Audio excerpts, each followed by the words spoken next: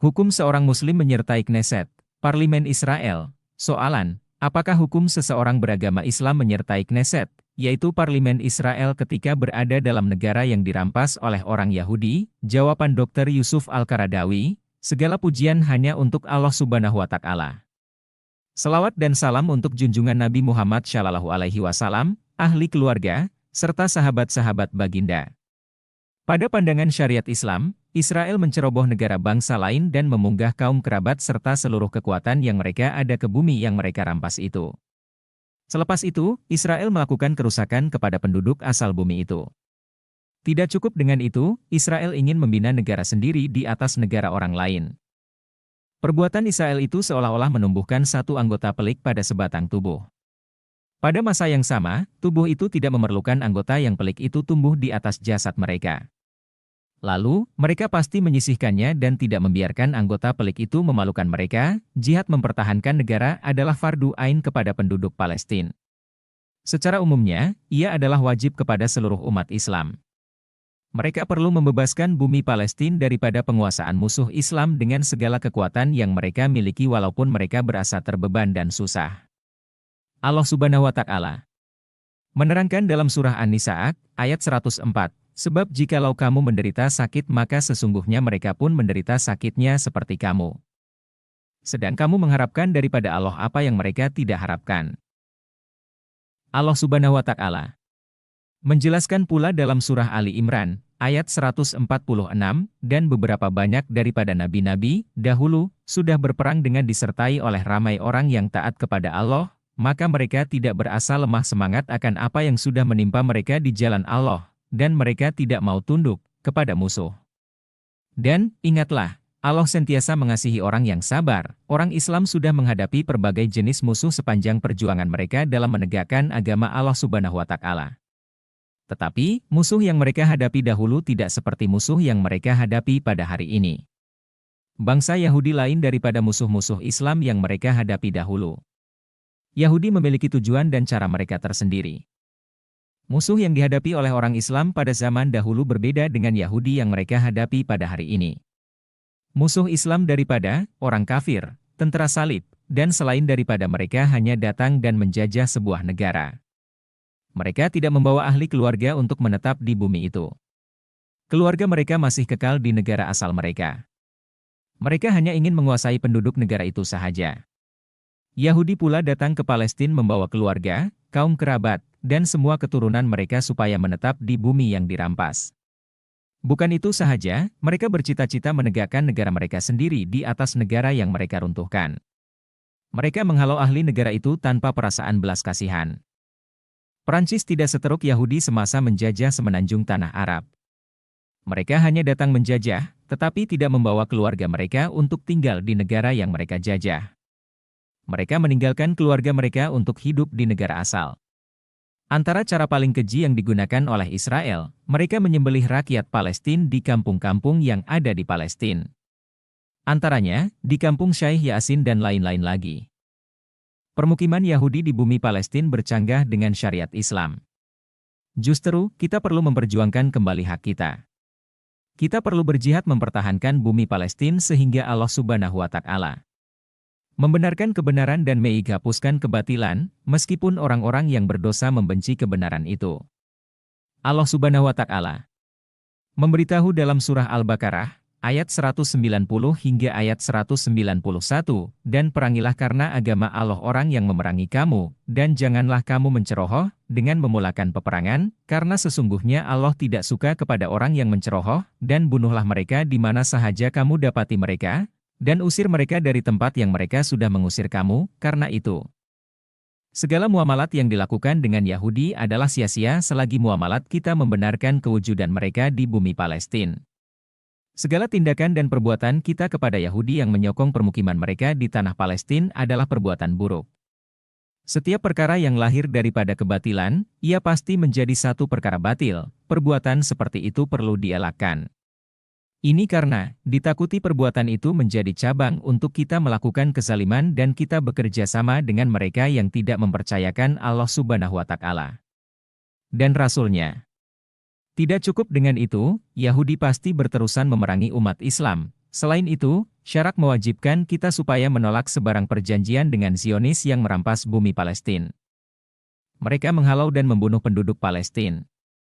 Ini bukan satu perjanjian damai, tetapi perjanjian yang melemahkan dan menyerah kalah. Allah Subhanahu wa Ta'ala menerangkan dalam surah Muhammad, ayat 35. Maka janganlah kamu lemah dan mengajak berdamai, padahal kamu adalah orang yang tertinggi keadaannya. Dan Allah bersama-sama kamu dan Dia tidak akan mengurangi pahala amal-amal kamu. Coba kita teliti soalan seorang pemuda yang diajukan kepada saya pada tahun 1948. Beliau bertanyakan tentang keharusan mereka menyertai parlemen Yahudi. Masuk bersama dalam kabinet yang ditubuhkan oleh negara Israel. Sebahagian daripada mereka berpendapat, penyertaan itu membawa kebaikan kepada rakyat Palestina daripada beberapa sudut. Mungkin pemuda itu memaksudkan beberapa kebaikan tertentu yang memberi kebaikan kepada penduduk Palestina. Ini adalah satu perkara yang menggusarkan pemikiran saya. Pemuda itu mungkin menggunakan fikih muazanat, yaitu pemahaman dalam menimbang sesuatu perkara antara perkara yang membawa kebaikan dan perkara yang membawa keburukan. Ini adalah pemahaman asas dalam pentadbiran Islam. Sekiranya masyarakat Palestina mendapat banyak kebaikan dan keuntungan daripada kerugian dan keburukan, maka hams untuk mereka menyertai parlemen Israel. Mereka boleh menyertai parlemen sekiranya mereka melihat tindakan itu memberi kebaikan kepada rakyat Palestina. Pada pandangan saya, selepas saya meneliti secara mendalam dan mengkaji beberapa perkara daripada segenap sudut, saya melihat daripada sudut berbeda. Perkara yang sepatutnya dipilih oleh rakyat Palestina adalah untuk tidak menyertai kabinet negara Israel.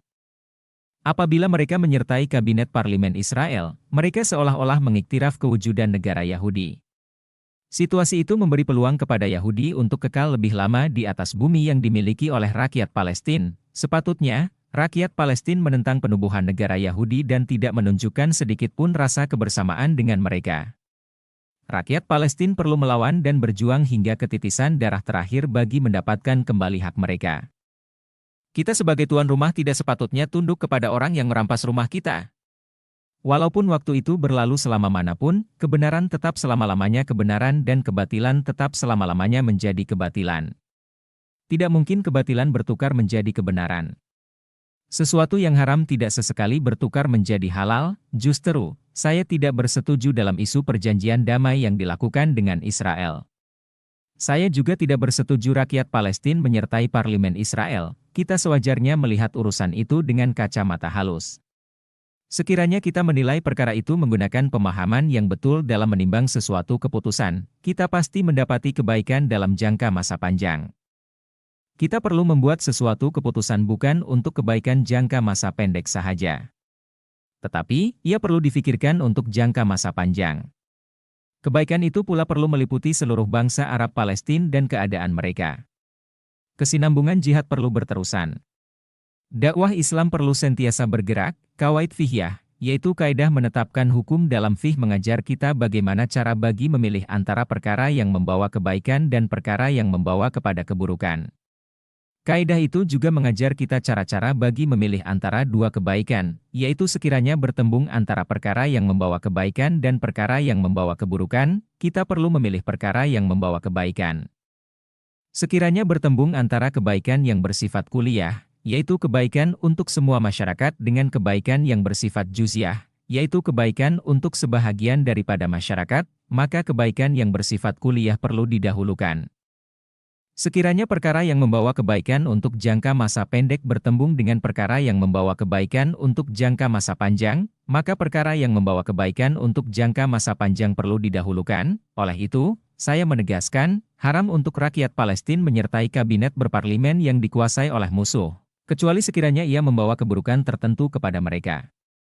Ada hukum yang membolehkan mereka melakukan sedemikian sekiranya rakyat Palestina menghadapi keadaan-keadaan tertentu. Tetapi, rakyat Palestina perlu berusaha semampu mungkin dan tidak memudahkan sesuatu perkara sehingga mereka tidak berhajat langsung kepada golongan perampas. Kaum Yahudi, anak-anak Palestina perlu berpegang pada kebenaran. Kamu semua perlu menggigit sekemas-kemasnya kebenaran dengan gigi geraham kamu. Jangan lepaskannya. Tetapkanlah pendirian untuk berada di jalan yang benar dan bersabarlah. Anak-anak Palestina perlu sentiasa bersama-sama dengan orang yang berjuang di jalan Allah Subhanahu wa Ta'ala. Allah Subhanahu wa Ta'ala menjelaskan dalam surah Ali Imran, ayat 200, "Wahai orang yang beriman, bersabarlah kamu dan kuatkanlah kesabaran kamu, dan bersedialah serta bertakwalah kepada Allah supaya kamu berjaya. Senantiasa berdoa seperti golongan beriman daripada sahabat Talut berdoa kepada Allah Subhanahu wa Ta'ala." Dalam surah Al-Baqarah, ayat 250, "Wahai Tuhan kami, limpahkanlah sabar kepada kami, dan teguhkanlah tapak pendirian kami, serta menangkanlah kami terhadap kaum yang kafir. Sekiranya perkara yang membawa kebaikan untuk jangka masa pendek bertembung dengan perkara yang membawa kebaikan untuk jangka masa panjang, maka perkara yang membawa kebaikan untuk jangka masa panjang perlu didahulukan. Oleh itu, saya menegaskan, haram untuk rakyat Palestina menyertai kabinet berparlimen yang dikuasai oleh musuh, kecuali sekiranya ia membawa keburukan tertentu kepada mereka. Ada hukum yang membolehkan mereka melakukan sedemikian sekiranya rakyat Palestina menghadapi keadaan-keadaan tertentu. Tetapi, rakyat Palestina perlu berusaha semampu mungkin dan tidak memudahkan sesuatu perkara sehingga mereka tidak berhajat langsung kepada golongan perampas. Kaum Yahudi, anak-anak Palestina perlu berpegang pada kebenaran. Kamu semua perlu menggigit sekemas-kemasnya kebenaran dengan gigi geraham kamu. Jangan lepaskannya. Tetapkanlah pendirian untuk berada di jalan yang benar dan bersabarlah.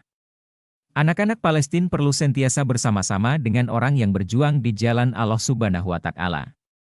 Allah Subhanahu wa Ta'ala menjelaskan dalam surah Ali Imran, ayat 200, "Wahai orang yang beriman, bersabarlah kamu dan kuatkanlah kesabaran kamu, dan bersedialah serta bertakwalah kepada Allah supaya kamu berjaya. Senantiasa berdoa seperti golongan beriman daripada sahabat Talut berdoa kepada Allah Subhanahu wa Ta'ala."